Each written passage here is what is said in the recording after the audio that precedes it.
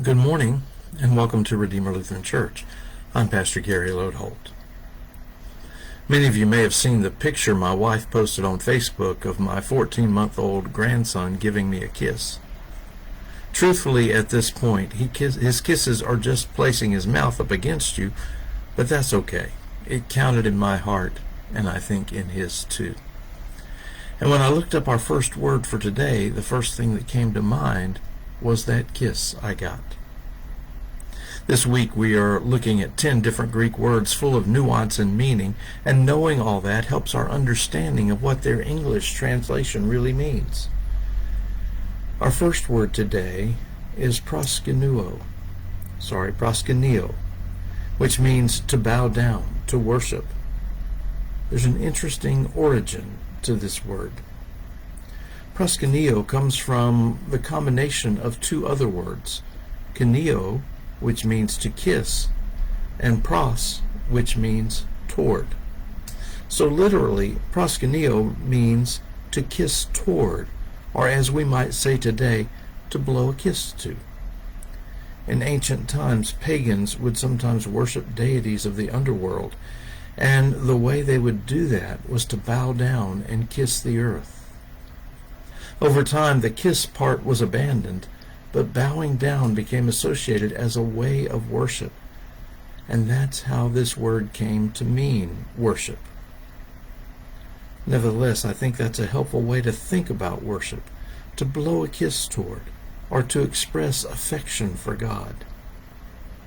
So often we approach worship consumeristically. We ask, what did we get out of worship today? Or, what's in it for me? That's not the point of worship. We come in order to give God praise and honor. And the wonder of it all is that as we do that, we also get something out of it. We might not lose sight of the main goal, however. We ought not to lose sight of the main goal, however, that we come to express our love, our praise, and our devotion to God. We come to blow a kiss God's way. The second word for today is Theos, and it's probably our most ambitious word of them all. Theos means simply God. Let me tell you a story many of you have heard before, probably. In a Sunday school class, the children were drawing pictures, and the teacher stopped by one little girl's table and asked what she was drawing. "A picture of God," she replied. The teacher said, "But no one knows what God looks like." And the little girl answered, "They will in a minute." That little story perhaps illustrates one of the problems we have in thinking about God. God made us in God's image. But when we think about God, we tend to picture God in our image.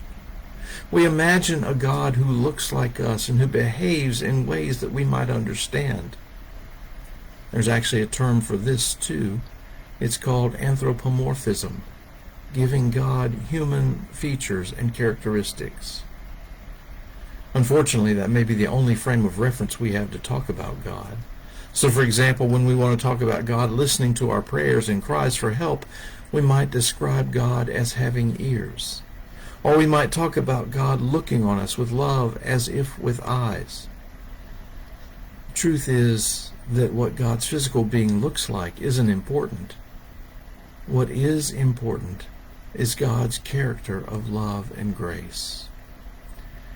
Each week in our creed during our worship, we spell out a bit of what we know about God as Creator and Redeemer and Sustainer and Guide in all of life.